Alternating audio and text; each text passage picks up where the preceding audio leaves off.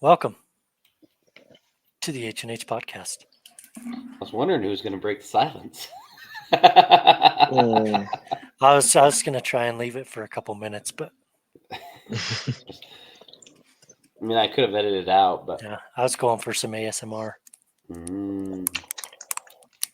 don't even know if you guys can hear that, but I can just enough to know what it is. Shoot. yep. As always, it's been a while. It's been a while. It's been a while. That it has. It's been a long while, actually. Yeah. But Since Oops. good laws. Since the three of us have been on, it's been a while, and then yeah. But Yep. so what Another y'all been up semester in the to? books. Yeah, another semester. Yeah. Finals this week, and then it's over again. Shoot, dang, Gina. New. I'm engaged. Traycer's engaged. Oh, gasp. What? Cue wedding bells. Cue wedding bells. Ding dong, ding dong. Oh man. The man. Shoot, he's going to be close to you for the wedding. Where are you getting married? Fort Collins. I'll be there. Shoot, that's not far at all, dude. No. I'm probably one of the closest people to that one out of everyone. Probably. Do you know when? December 27th. Oh, bro, I'll be there. Christmas. Yeah, Merry Christmas to you. Whoa. Wow. Hey. We just got our housing. We just signed a lease for a place here in Rexburg for January. So, Cool. Dude, heck yeah. yep, Look it's at rolling. you. Just all grown up. Oh, Yeah. I also Amazing hit a what PR on Rexburg bench can the do, other man. day. What's that? I also hit a PR on bench the other day. Oh, shoot. Hit us with it. 295. Good laws, dude. That's me and a little bit. Yeah. Can you imagine though? I can't fathom that much weight. No, dude, that's like 4 full-grown midgets. That's nuts. Shoot, where's my pen? 3 minutes. Dude, that's crazy. I can't Yeah. even think. I think my PR was like maybe 200. I couldn't even do body weight back when I Dude, was that's lifting. nuts. Yeah, I was feeling good. I hit 225 for 10 reps because typically we do like 135, which is just one plate. Yeah. We'll warm up with that, and then Warm up. That Jake's was my kind of crazy. He max. makes us go straight to 2 plates, and then typically I'll hit like six reps on the first set. But I hit 10, and I was like, okay, we're going for it. We're going for a heavy single today. Dude, that's freaking nuts. 295. Yeah, I should have just thrown little 2.5s on. I'm just hit having 300. I'm just having a hard time fathoming that, dude. Right? I think that's the right word for it. I don't know. I just used it. That's So it. that's nuts. That's a lot of weight. It is a lot of weight. Like you start thinking about real world stuff, like Yeah, that's ridiculous. dude. That's me and both my kids plus some. Wow. Yep. Well, good on you, dude. Freaking heck. Yep. Now I just gotta try to find a gym somewhere where I'm working. Yeah. Because if not, I'm gonna lose it all before the wedding. Can't be having that, man. No. No, that's peak shape time. Then I can let Yeah. myself go. Yep. And You I wait met myself. after the wedding day, then you can. That is when you have permission to let go. Yeah. That is when your give a darns can be busted. Mhm. Of course, then you start getting up in age and you realize you should probably give a darn a little bit more. Yeah, but Start Look- drawing some cool tags and like, oh shoot. looking at I my need- gut, my give a darn's still busted. I thought so too, but I lost 20 pounds since this winter. Dang. I'm still not as heavy as our 5 for 5 hunt. That's the heaviest I've ever been. But Yeah. The heaviest I've ever been was this winter, and that was a scary number for me. Like for me, that was a scary number. 160. Yeah, dude. I look back. I wrestled 132 in high school. My senior year when I was 19, 18, 19. 135-ish is where I weighed most of the time. Freaking I heck. jumped to 140 after that. And all of a sudden, now I'm 60 pounds later. Like, holy crap. Not quite that anymore. I lost a bunch, but that's the joys of summer and Yeah, dude. construction. I think I was like 180 when I got home from my mission. And then when I broke my jaw, I dropped to like 140 something. Mm. That'll do it. And then Hot dogs and blenders and whatnot. a whole lot of protein shakes. I still don't like them. But I went 181. during our 5 for 5 hunt, I was like 220 something. Mm-hmm. That was the most out of shape hunt I've ever done. Oh, save, dude. Like, I was not ready at all physically. That's probably why I missed the big buck I was after, in all Frickin' reality. Packing out hunter's deer, dude, about did me in. And that was one of the easiest pack outs I've ever done. Just a little hump and then. Yeah, it was like cruise 30 to yards of uphill, and then the rest was downhill. Shoot. Oh, we'll have to get on and tell that story sometime. Yeah. Because, to break the fourth wall here. But we did that once already. And then it didn't. Oh, yeah, it didn't go through. Yeah. There were only like 2 or 3. Because we had you, me, Hunter, and Bronson and Jared on. And only like 2 people's audio recorded. Yep. Dang Riverside. There's the draft lifting man back there. Where'd he go? Draft lifting, man. Yeah, small draft. Shoot, with Traycer and him now, maybe a full-grown giraffe. Dude, Traycer could do a full-grown draft, dude. Good laws. Yeah. Between them, dude, he could do like, I don't know, a mom and a baby draft. Maybe Probably. a mongoose too. And a mongoose. Dude, I almost hit a weasel today. What? Yeah, in the middle of the day. That was just some dude who was probably stoned on the side of the road. Probably.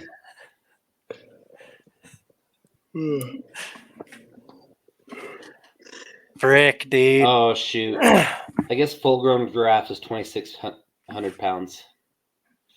Oh, you give Traycer So- another month, dude, he'll have it. Female's 1,800. Hey, but okay, think about this. Think about this. Thinking. How much of that is actually like muscle weight? Yeah. Well, if Okay. it's a full-grown giraffe, it doesn't matter what the muscle weight is, it's still going to weigh the same. No, He's but got dense bones, dude. Just bone them out. yeah. True. I guess we're talking about packing one out, yeah. Yeah. Yeah, if I were to just take one out, I'd just climb on top of it and say, "Get up, let's go." Dude. To heck with the pack out llamas, dude. Let's get some drafts. Yes. Ooh, come on. Can you imagine? Dude, we you could crawl pack up out- on halfway up and shoot whatever. You got a tree Put a tree stand. stand on You its got a neck. pickup truck. and he got a tow truck all in one. Shoot, you don't even need a helicopter. No. I mean, it might kill it going up tall mountains just because of the air. I'd be a little bit thin, but Well, for most stuff we hunt, That's okay. Give them a mask. yeah. true. Yeah. If that can stop COVID, that'll help it. Exactly. Yeah. Masks save the world. That's what they say. Yeah. That's. And by that, I mean, And with that, that's a good transition. dude, what? So the craziness of this world. Oh, yeah. What? I forgot that's what we were. That wasn't even on purpose, dude. Oh, shoot. Sorry. Go ahead. No. So, yeah, everybody knows about Trump assassination attempt. Yeah. And it's kind of interesting to see what the remarks are from it are. There's a lot of people that are ready to just say, screw it, I don't care who you are, this is wrong. Let's group up and let's make things right, That's a lot of what I've read. I've dug into it a little bit, just try and make sense of it all. But Yeah. Yeah, it's been a crazy week. And life's USA. There we go. So Fight. life's been crazy. I don't know if you saw the news, Traycer, but they found Cordova's body. Oh, One yeah. of the kids I wrestled with. He's been missing since 22. I think it was 22. Dang.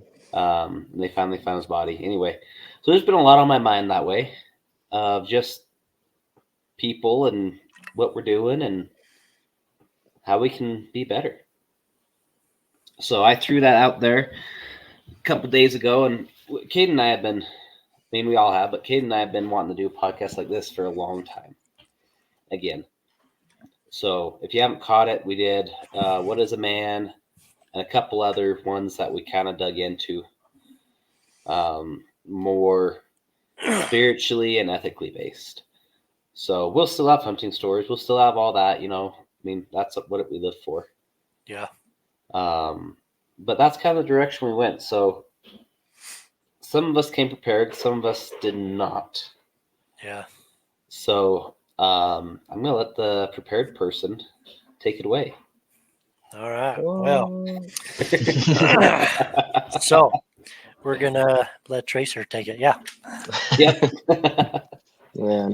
Well, I mean, my big thought really does kind of stem from that. This past little while has been a very eye-opening, not necessarily in a big spiritual way, but just in a pride for my country kind of way. I was able to go and visit Colton there in Evanston, Wyoming, and man, the 4th of July there is something else. Like you can feel it. Like, yeah, it's just craziness, like fireworks everywhere, but you can feel the patriotism in that area, and it's something that definitely growing up in the small town that we did. I mean, it was everywhere. Like that's just kind of what you expected, and then as I've moved on to bigger areas, whether that was even like in Brazil when I was there or just in like college town, like that patriotism level is just so much lower, and it takes its toll on you. You kind of forget why you're grateful and everything. And I've had a few experiences. I mean, the 4th of July was crazy. I mean, I got engaged. So I had a lot of time to think about even that aspect of it, and the fact of like what is this country really coming to?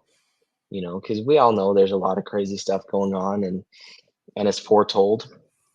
We know we're in the last days. There's signs everywhere of it, and like, what does that mean for me and Riley?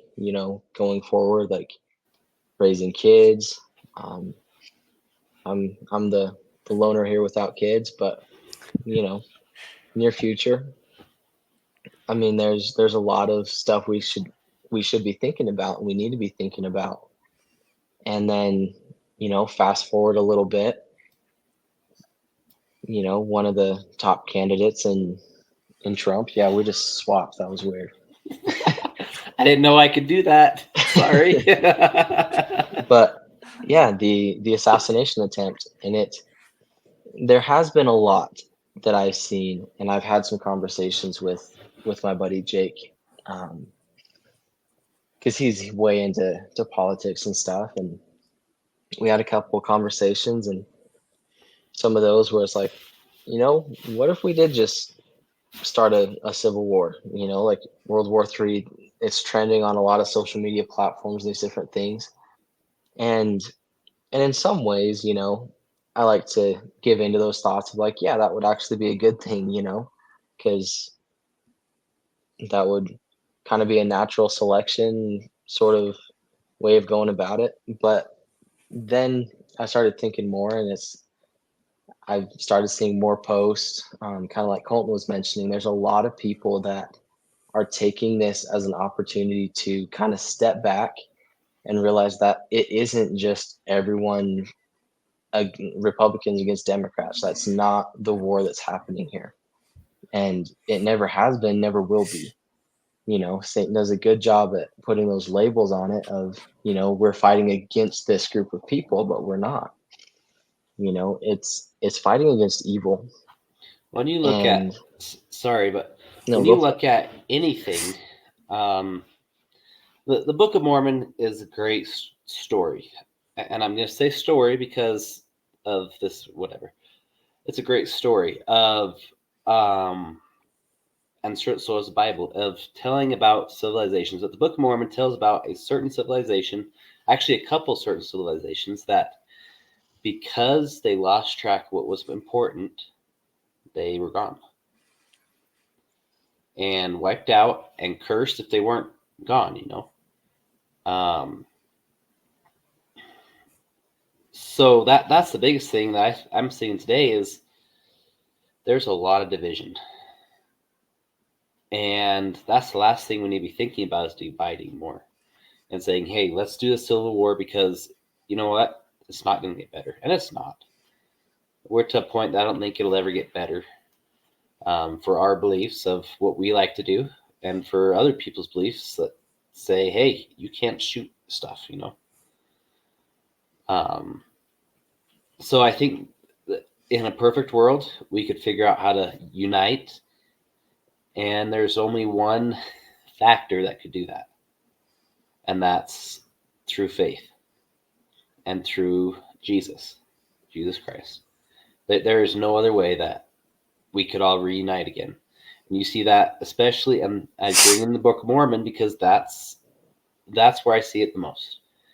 And that's what I've studied the most. I'm terrible at studying, but I've gotten a calling. I have to teach the oldest young men and young women, and I'm learning that I'm not doing much teaching, but I'm learning a lot from, first of all, studying, then second of all, listening to what they have to say. But yeah, I lost my train of thought there. But because I study the Book of Mormon more right now, I can see all that. And it really tracks that when people get divided, there's more iniquity and talk of war and zealousness and jealousness and everything else. And then it all comes up, crashes, and then people find Jesus, and it kind of separates again, and there's good and evil. And a lot of times there's more good than evil. Right now it's about Korhor, where it's a very peaceful time, except Korhor's going around and just being wild, And so right now is a time of peace. And in our world right now, I don't think it's a time of peace. I think it's a time of there's a bunch of wickedness, and the prophets are saying, hey, you've got to prepare now. Something my boss has been saying for a while is the weak are going to fall. And he's pretty blunt with what he says, but it's true.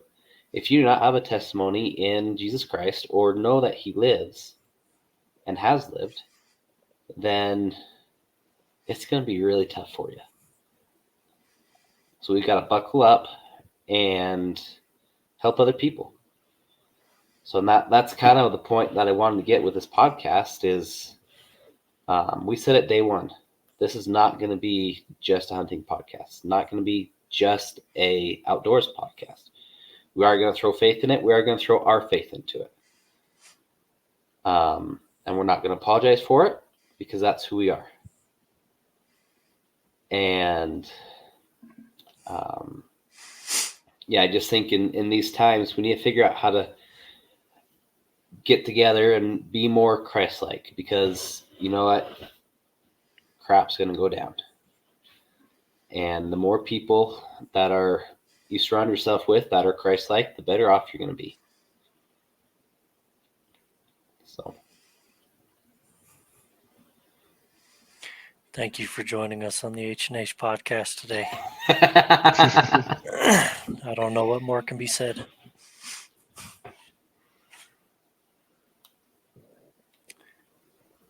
And there's a lot to that, and I think bouncing off of Colton's idea of faith, right? There's three kind of words.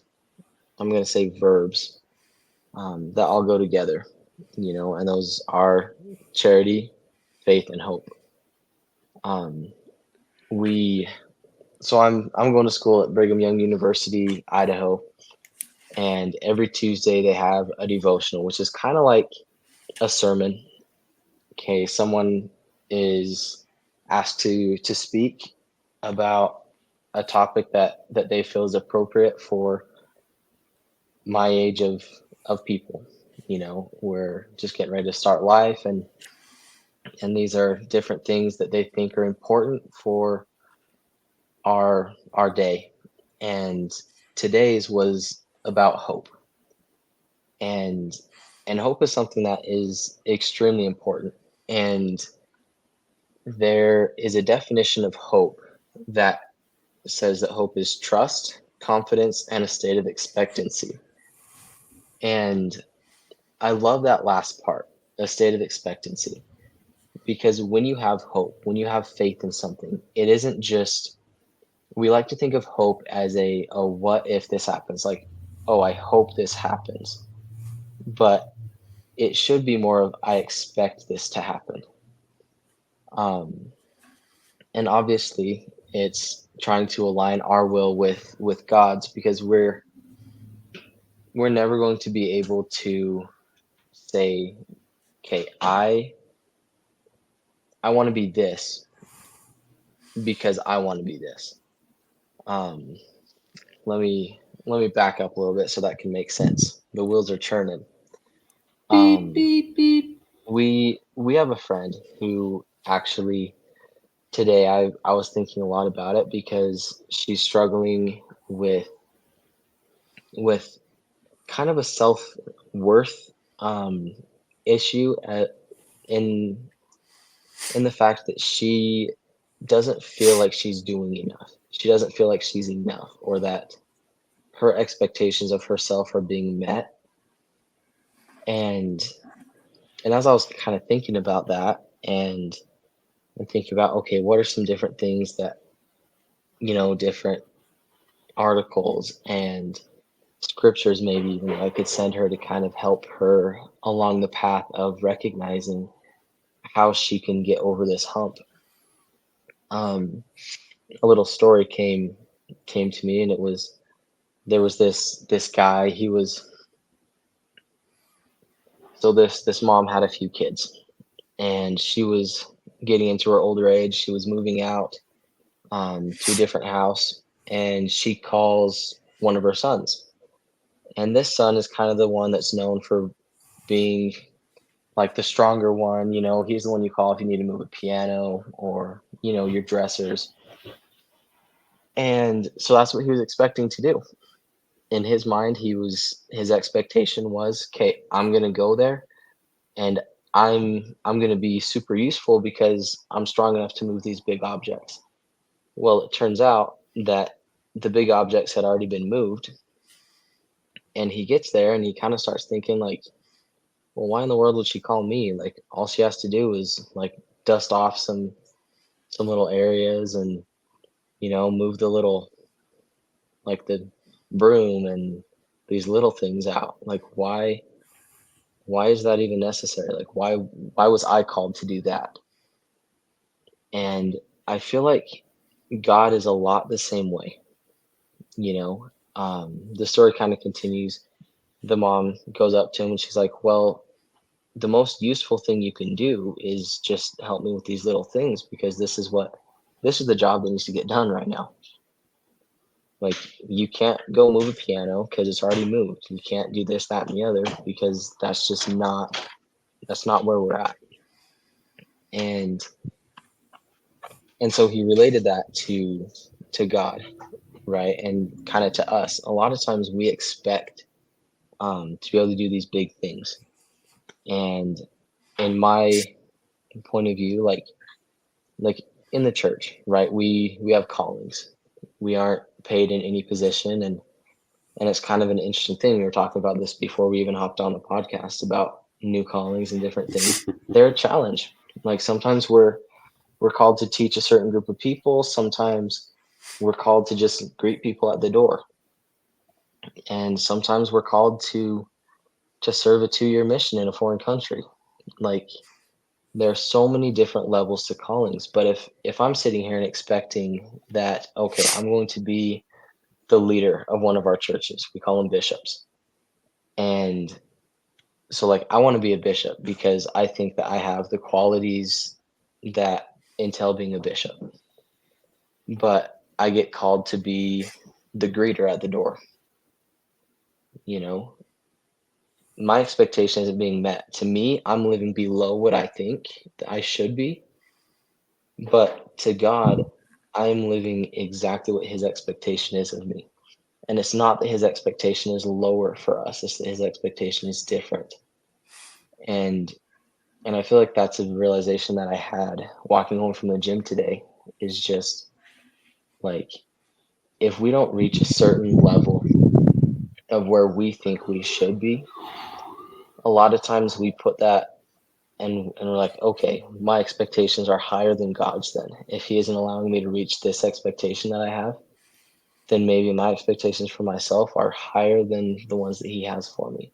And that's just not true. Like he expects a lot of us, but his love is right there with it. We talked about that in another podcast, with love and expectation. But I feel like that's such an important thing to recognize. And I'm sorry if I got a little bit off topic with that, but talking There is about no real topic. just things that are important in the world today. And I feel like knowing who we are and realizing that it is a plague. Like so many people nowadays have that plague of thinking, I'm not enough. And it's because we are measuring ourselves on our scale. We aren't measuring ourselves on God's scale, because he has a lot more planned for us than we recognize, and it is a lot harder to mess that up than we like to think. And so just as long as you're doing your best, you can be sure that you are meeting the expectation. And even if you think that you should be somewhere else, and maybe that's a different conversation to have. It's like maybe it's not, am I meeting my expectations or am I good enough? But maybe it's, is my focus in the right place? That's just a thought that I had today, kind of bouncing off of that, those last ideas. Our elders quorum lesson this last Sunday was by President Uchtdorf, and it was A Higher Joy is what the name of it was. Mm-hmm. And we talked a lot about joy. You guys taking off? All right, I'll be quick. And the essence was people's definition of joy are different. Traycer gets joy in the gym. More so than anything, not more so than anything, but he gets joy in the gym. I do not. I hate it. I hate the gym. I always have. I find my joy other places, and so does Caden. Caden has joy in basketball, I can't touch a basketball and feel comfortable at all. So we all have our different places of joy, but in the end, the best place you're going to feel joy is when you're being Christ-like. When you are serving, when you are in areas that you're supposed to be, when you're going to the temple, when you're going to church, when you're just doing the right thing. I was talking to a guy at work last week, and he's non-active. He's been to church, but the testimony he bore to me was very, very blunt and very straightforward. And it was just this: the service that the LDS Church does is bar none. Nobody else does that amount of service to people. And why do we serve so much? Yeah, because we're asked to. We're asked to take on these assignments, the canneries and the temple cleanings, the church cleanings, all that. We're asked to take on all this stuff. We're asked to look over a certain group of people. But in the end, it's all about your heart and what's in your heart. And I've seen this with non-members. I've seen it with members. Everybody. The people that serve have the best happiness and the best joy. You just cannot not feel joyful after you serve and have done a service. It's not humanly possible. It's not ingrained in us not to be. And so that was something that we talked about a lot Sunday, was just that, the joy and the fact that because we know a lot more than, I shouldn't say a lot more, but we have an understanding in the church of a lot more things of what's to come. We know that being joyful in service is a really good thing. And the more you're striving to be that kind of guy, I think of a couple guys in this retrospect. I think of Caden's dad. Dude, there's been so many times that we just up and leave to go help somebody else. I spent a lot of time at his parents' house growing up. It was always, you know what, we gotta go help these people, or just all this stuff. And he taught that service to me. Another person was someone in our ward, Bishop Morley. He was just a guy that, no matter what he does, or Brother Reader or somebody else like that, just some old people in the ward that shouldn't have any business being moving people. They show up there early and they don't leave until it's done. And they may have back braces. They may take a lot slower, but they will not leave until it's done. And they'll be happy the whole time. There will never not be a smile on their face. Well, that's very true. Guys, I'm going to have to take off. It's been real. And yeah, it's amen to everything that's been said. It's super important. And anyone that is willing to listen, I know that we might be all over the place sometimes, but the things we say, we truly mean them. We don't just talk for clout. Like it's real experiences we have and real beliefs that we have. And I guess I just want to kind of leave it there. I'm going to take off. I got some other things to get to, but it's been good. Right on, my dude. All right, I'll talk to y'all later. See you in a while. Heck out of here. No, to piggyback a little bit off what you were saying.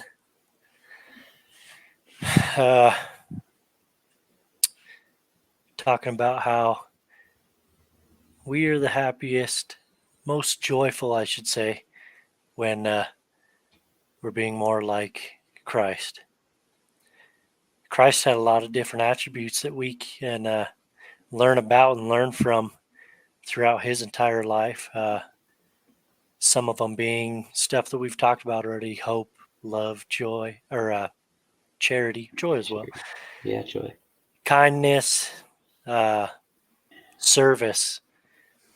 Oh man, there's a lot. You could go on and on about Christ-like attributes. And it's true. Having those attributes in your life, striving to make them a part of your life, is what will bring you true joy. I mean, if you go on social media, okay, you go to any comment section anywhere, what's going on? Ton of freaking arguing and fighting, telling someone that they're wrong, that they're dumb, that they shouldn't exist, telling someone just so stupid stuff. You know what the worst ones are, which I love doing, but the construction ones. Yeah. Like, you cannot be, you can do something 100% right, and someone will say that is the wrong way to do it. That will never hold. Oh, 100%. And there's people that say that they find happiness from that kind of stuff, from trolling other people and causing chaos on the internet, and kind of just being a nasty growth that you don't want anymore. And is that really making them happy? I don't think so. I think people may find a thrill from it, and they like to be those dangleberries, but there's not real joy in stuff like that. Well, I listen to. I mean, I don't listen to it as much right now. I don't like the reviews as much as anything, but you know what? Gritty has a very good stance on this. Brian Call. And I like to.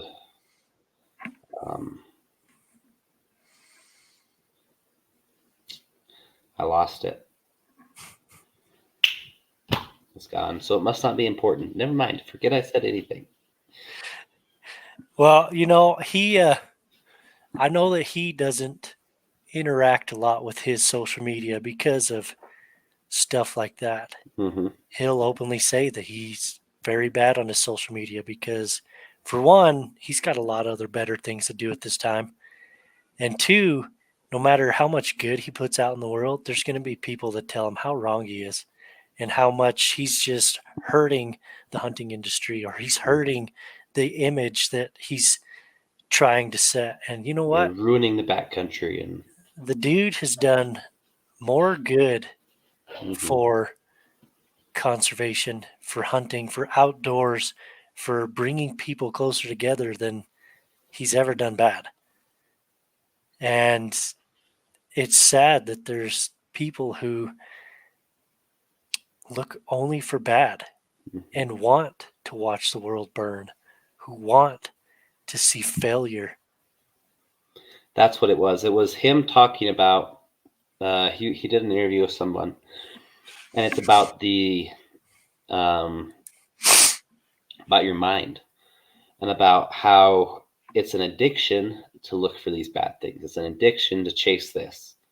It's addiction to, and it releases off bad endorphins or something. I don't remember exactly, but that's what people chase. Is that addiction? Is that I want to stir up some trouble? I want to do this because it's an addiction. It gives them a quick, and then it's gone.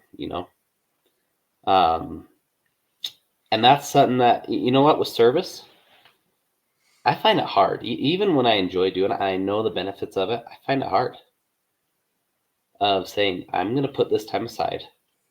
Shoot, my September's full. I can't go help my sister move. You know, I've September's what I live for, you know. Going to go chase those bugles, velvet muleys, fat fall bears, you know. I don't want to waste a weekend.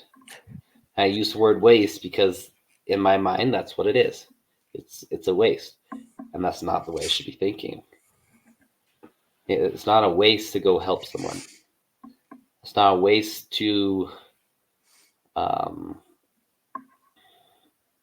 stay late at work and talk to someone, you know, to be involved in other people's lives, even if it's not physically serving. Having conversation is huge because that's how you connect on an emotional level. You can't connect on an emotional level by just walking or by just, oh, I'm going to move your piano for you. You know, it's about doing the little things like Traycer mentioned before, about doing the little things.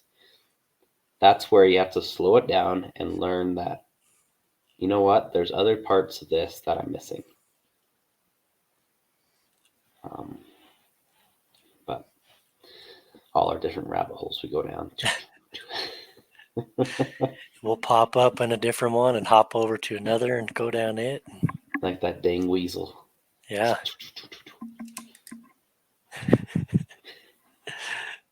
No, it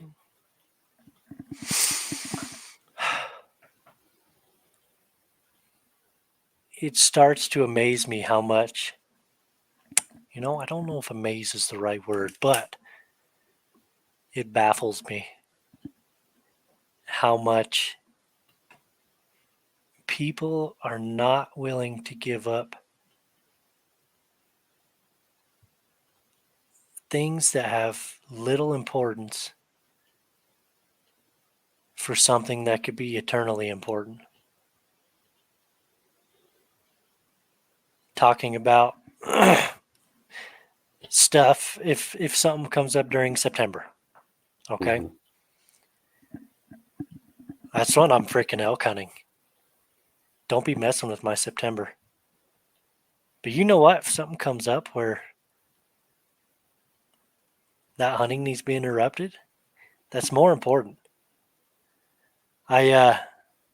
So when we were talking about callings in church and whatnot, I have a new calling, and it's to teach early morning seminary to the high schoolers here, starting in September. Goes through the entire school year, and it's Monday through Thursday, every morning, every week. I don't think I'm going to have many morning hunts this year.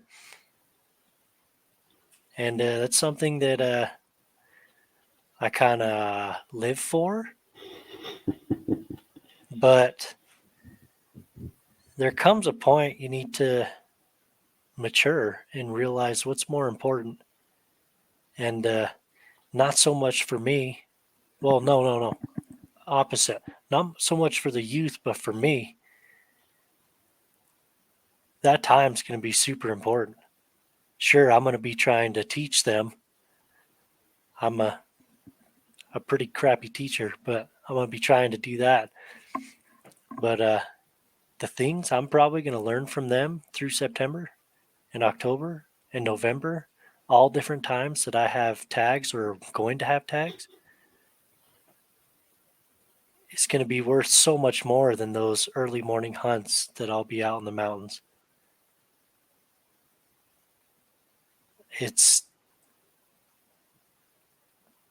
I just wish more people would understand things like that.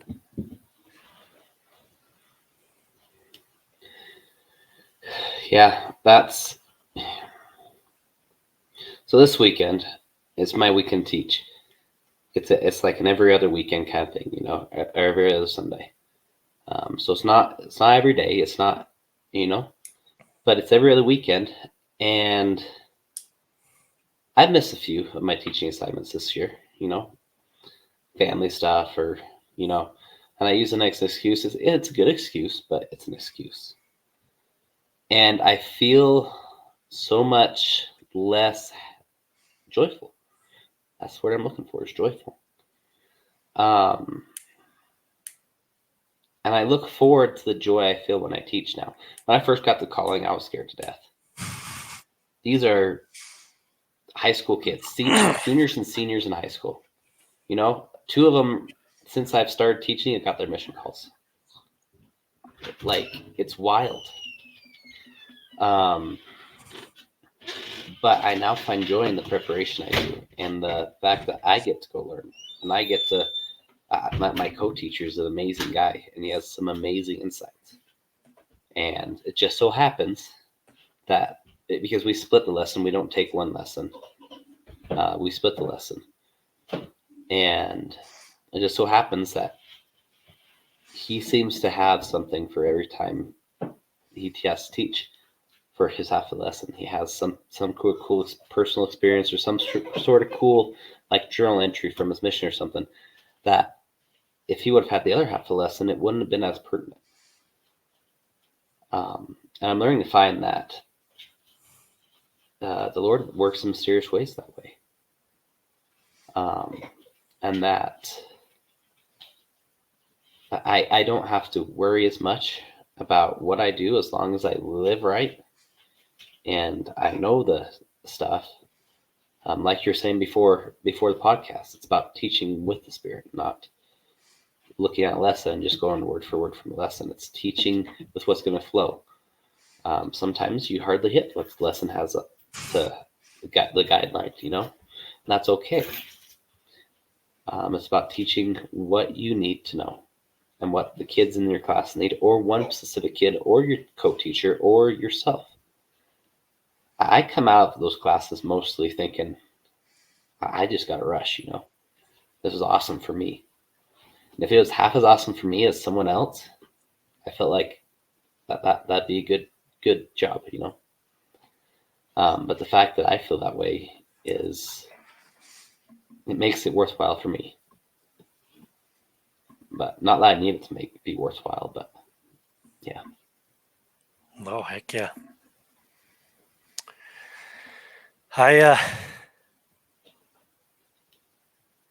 There's a lot of wisdom being spat out right here over these last 48 minutes. And more that I know could have been said if Traycer were able to stay. But there's a lot. There's a lot that we individually can work on that will help us, our families, our community, our country, the world, if we're willing to do those simple things to make that happen. I think we need to have at least a part 2 of this, if not a part 7, 8, 9, 12. But and maybe we just have an ongoing one that it's not, it's we'll figure out a cool title for it. But yeah, because we want to do these every couple weeks, Yeah. Kind of bring back our not necessarily our why, but our why. Yeah. Of, what, this is who we are, and this is why we do what we do. Here's the why. Here's the why. Nah, dude. So there's a whole nother episode to go on about these little guys, huh? Yeah. And we'll do it. Let's do it. Mm-hmm. Maybe we can get the wife's on and do one like that. Yeah. So I think that's a good idea because my rambling can really be topped by literally anyone else. So shoot. But well, as always, guys, go check out everybody. You know who they are: Slayer, Habit, Ready Wise. Oh yeah. From everything I know and everything I look at, they share the same kind of values we do. Yep. Especially Jay with Habit with MAHCO Outdoors. The back and forth we've had with him is just phenomenal. Maybe we'll get him on again here soon. He's very busy guy, as you can imagine. But yeah. So we'll do another part here soon, and we'll get this out to you guys as soon as we can. And Heck yeah. Heck yeah. We'll be anxious to share our why. Yep. That's what it is, our why. Part Yeah. one. So till next time, my dude. Till next time. I'll see you in a while. See you in a while.